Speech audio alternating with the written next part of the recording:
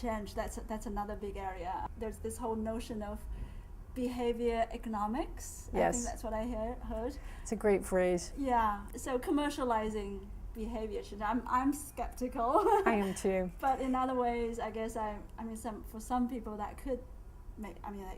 Perhaps it could make sense for some consumers and then for some businesses, I suppose. Yes. I think the challenge there is that we all know that many of the chronic diseases of our times are issues with lifestyle. And every day we have to make choices.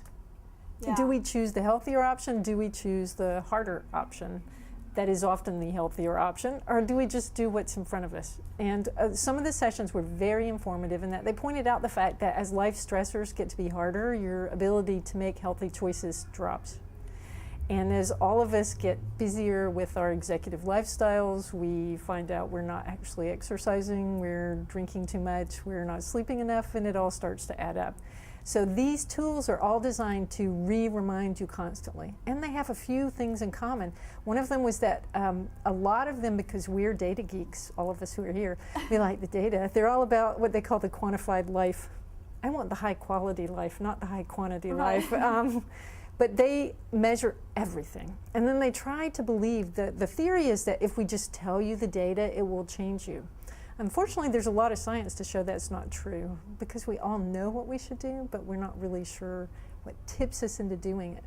And isn't that some of the companies, that's the premise? Yes. You know what to do, but you don't do it, so exactly. this is give you a product that helps you. But I have to say, just between you and me, I think some of the models are a little flawed because they're thinking that they'll just tell you more and that will help you change. And I personally, having looked at a lot of behavior change research, it doesn't really hold true. Now, reminders are very helpful, and that is one way where a self-quantified life is helpful. So weighing yourself every day for many people does actually help them prevent regaining weight. It can be very discouraging when you're trying to lose weight, though. So there are specific ways in which people have studied whether over-quantifying your life works. And we've seen this last 2 days, almost the extremes, just like with First Life and patients like me.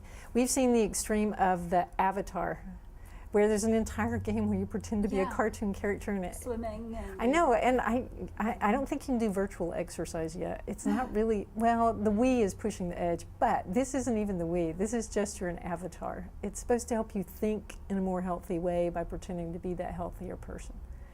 That one I'm a little skeptical of. When they were telling me about that, I guess I was just trying to understand, and I guess the theory behind it is, in my mind, if you're imagining having sex, it's like it's the same as it's going to be better.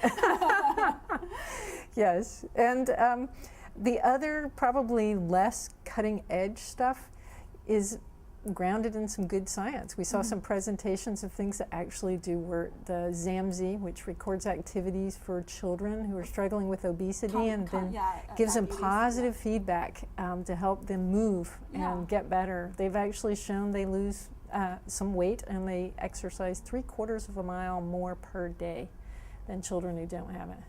So there were some good success stories, but some of the behavior change stuff is all over the map still, which is fun. Right, it is fun. It seems to be a theme for consumer products that's shown here, which, I mean, I agree to a certain extent. I actually think that's also supported by behavior change research too, which they talked about in our session, that emphasizing the negative rarely inspires someone to make a change.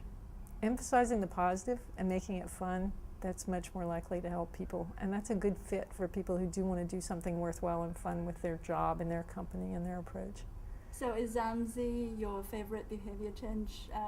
I don't know. There were such good ones to choose from. Cupid was pretty provocative. Yes. Seems to be everybody's favorite. So Cupid, you actually can send a text to someone you want to have sex with saying what your last test results were for 4 sexually transmitted diseases: syphilis, HIV, gonorrhea, and chlamydia.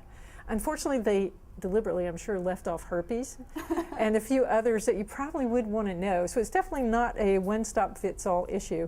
But it's supposed to allow you to have some objective information about someone before you make a decision, and it's supposed to help you with your better decision-making process. That was a fun one. Right, right.